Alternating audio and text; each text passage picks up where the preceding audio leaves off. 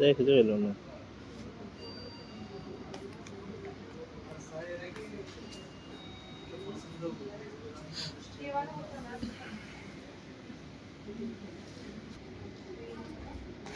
নতুন পিন পরিবর্তন করেছে গুগল ম্যাপস।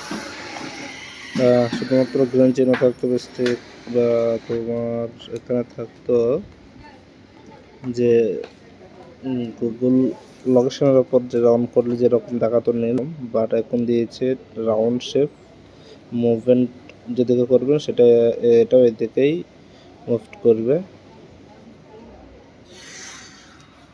নেভিগেশন আইকন পরিবর্তন করেছে গুগল ম্যাপস।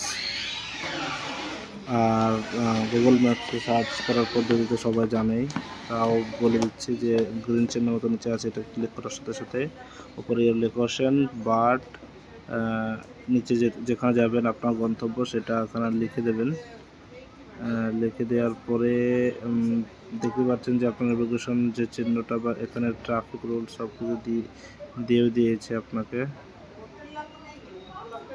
এবং এখান থেকে আপনি স্টার্ট করবেন, কোথায় যাবেন সেটা সব কিছু এখান থেকেই যেতে পারবেন।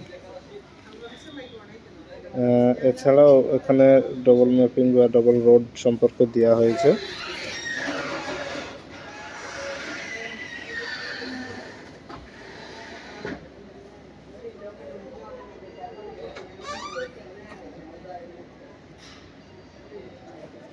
গুগল ম্যাপস আগের থেকে আরও অনেকটা ডেভেলপ করা হয়েছে, যেটা 2025 সালে মার্চ মাসের পর থেকে করা হয়েছে ডেভেলপ, যার কারণে গুগল ম্যাপস আগের থেকে অনেকটাই মানে আপনার ডেভেলপ অ্যাপ হয়ে আছে। কারণ এখানে নতুন আবার আপডেট দিয়েছে, নতুন যেগুলো সম্পূর্ণটা মানুষ শিখছে এবং সেইভাবে দেখিয়ে দিলাম আপনাদেরকে।